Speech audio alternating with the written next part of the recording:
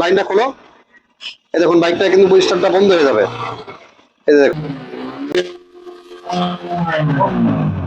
এখন আমরা এই অ্যাবোমিটারের সাহায্যে চেক করব আমাদের বাইকের আসলে আর্মিচারটি নষ্ট হয়েছে কিনা সেটা। আপনার এই যে লাইনটা খুলে ফেলাইলাম, এখন দেখতে পাচ্ছেন হালকা কিন্তু ব্লিম করতেছে, তার মানে আমাদের ডাইনামার থেকে কিন্তু বাইকটা চলতেছে। কারণ আপনাদের মিটার আমাদের 100-র উপরে উঠে যাচ্ছিল, তার মানে কি আর্মিচার আমাদের শর্ট আছে। আসসালামু আলাইকুম রাহমাতুল্লাহ। বাইকার্স কেমন আছেন? মিন্টু অটো সার্ভিস সেন্টারের পক্ষ থেকে আন্তরিক শুভেচ্ছা ও অভিনন্দন। আশা করি সকলেই ভালো আছেন। বাইকার্স এই অ্যাপাচি আরটিআর বাইকটি একটি বিশেষ প্রবলেম নিয়ে আমাদের বাইক সার্ভিস সেন্টারে এসেছেন।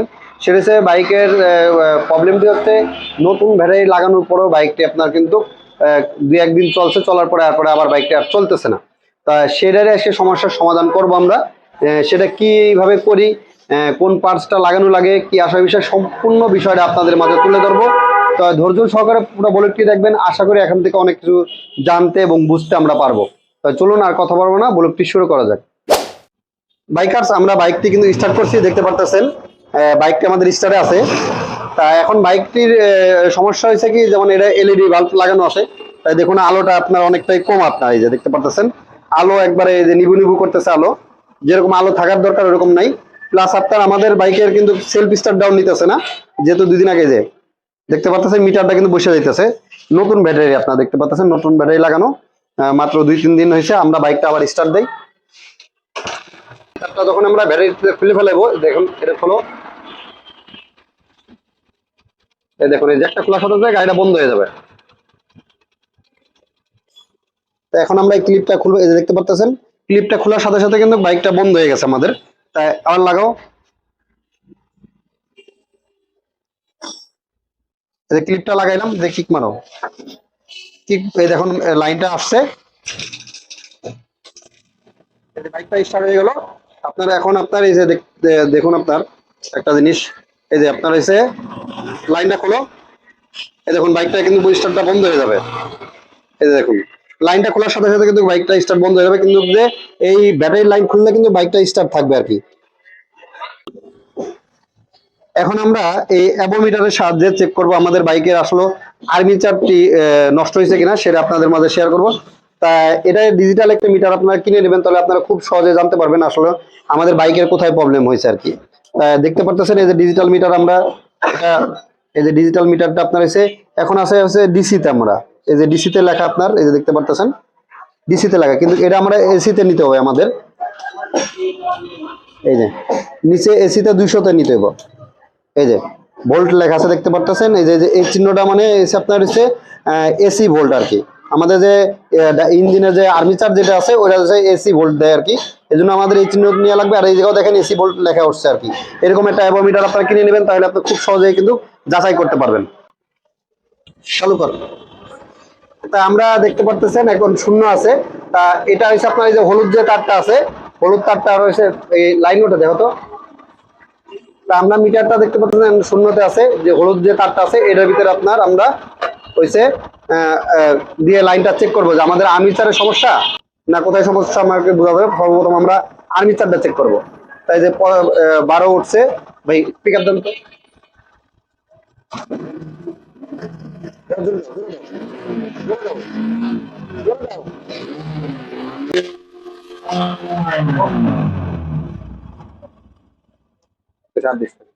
দেখতে পাচ্ছিলেন মাঝে মাঝে কিন্তু আপনার হয়েছে 100-র উপরে উঠে যাচ্ছিল, তার মানে আমাদের যে আর্মিচার যেটা আছে ইঞ্জিনের যে আপনার আর্মিচার যেটা আছে ওইটার থেকে কিন্তু কারেন্ট কিন্তু বেশি দিচ্ছে। কারণ আপনাদের মিটার আমাদের 100-র উপরে উঠে যাচ্ছিল, তার মানে কি আর্মিচার আমাদের শর্ট আছে। এই জন্য আপনার আমাদের পাওয়ার সাপ্লাই আপনার হচ্ছে এই আপনার যে আরআর ইউনিট আছে এটাতে দিতেছে না, যার কারণে আমাদের ব্যাটারি চার্জ করতে পারতেছে না, ব্যাটারিটা বসায় ফেলতেছে।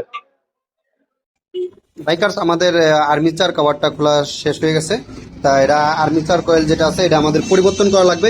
এটা কিন্তু আপনার কারেন্ট পাওয়ার সাপ্লাই আপনার বেশি দিতেছিল, দেখতে পাচ্ছেন আপনারা 100-র উপরে দিতেছিল, এটা কিন্তু এত দিবে না। তা এটা আমরা আর্মিচার কভারটা পরিবর্তন করব আমরা।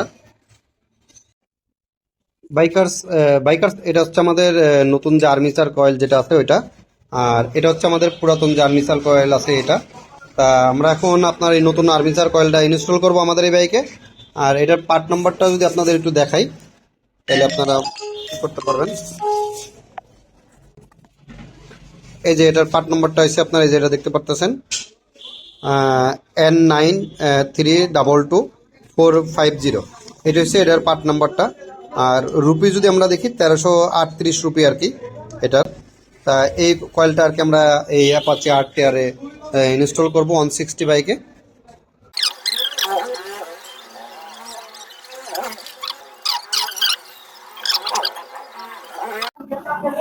বাইকার্স, আমরা বাইকটা আগে কিক দিয়ে স্টার্ট করি।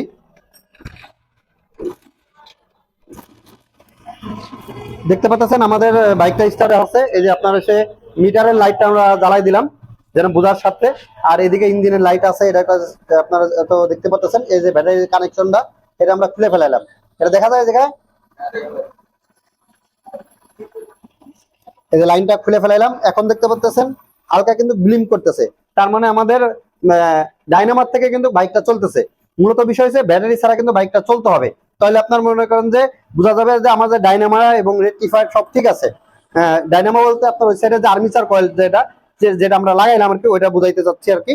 এখন আমরা যে আমাদের যে আর্মিচার কয়েলটা আগে আপনারা দেখছেন যে কত উঠতেছিল আর কি এই আপনার অ্যাবোমিটার দিয়ে, এখন আমরা অ্যাবোমিটার দিয়ে চেক করি যে আমাদের কত পয়েন্ট ওঠে আর কি। এখন আমরা এটা এসিতে করে নিব আর কি। এসি যে আপনার 200 যেটা আছে 200-তে করে নিব, নিয়ে দেখবো যে আমাদের যে আগে তো আপনার যেটা হইতো আর কি যে 100-র উপরে উঠে যাইতেছিল, 100 প্লাস উঠে যাইতেছিল, এখন কত ওঠে। এই যে হলুদ যেটা তার, এটা হচ্ছে আমাদের আর্মিচারের মেন যে লাইনের তার কি ওইটা, এটা হচ্ছে আপনার রেকটিফায়ার ঢুকছে। এই যে রেকটিফায়ারটা আমরা আবার অনেকে RR ইউনিট বলে, এটা মূলত RR ইউনিট, আমরা রেকটিফায়ার বলি।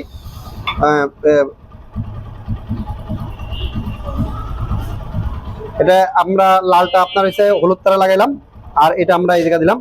রিমন দেখা যায় নাম্বার পুরো বোঝা যায়? হ্যাঁ ভাই, পিক আপ দিন তো, জোরে দেন।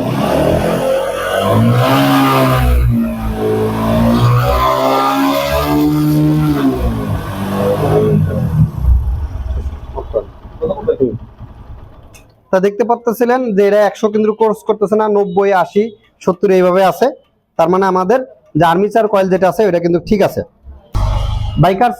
বাইকার্স আপনাদের তো দেখাইলাম আমি যে প্রুফ, একদম ডাইরেক্ট প্রুফ করে যে আমাদের বাইকটা কিন্তু এখন পুরো ওকে আছে। আমাদের কিন্তু যে সাইডের যে আর্মিচার যে কয়েলটা ছিল সেটা কিন্তু আপনার আমাদের পুরাই বাদ হয়ে গেছিল, যার ফলে আমাদের কারেন্টটা অতিরিক্ত দিতেছিল ম্যাগনেট থেকে, কারেন্টটা শর্ট করে ফেলে দিয়েছিল আপনার RR ইউনিট থেকে, ঠিক মতো কারেন্টটা সাপ্লাই দিতেছিল না ব্যাটারিতে, যার কারণে আপনার ব্যাটারি যে চার্জটা নতুন লাগানোর পরে যে চার্জটা ছিল ওইটা অতটুকু দিয়ে চলার পরে আর কিন্তু বাইকটা ঠিক মতো হেডলাইট এবং সেলফে কাজ করতেছিল না আমাদের। আলহামদুলিল্লাহ বাইকটা ওকে হয়ে গেছে। তো বাইকার্স ভাই ব্রাদার, আজকের ব্লগটা এখানে শেষ করছি। সবাই ভালো থাকবেন, সুস্থ থাকবেন, সাবধানে রাইড করবেন। আসসালামু আলাইকুম রহমতুল্লাহ।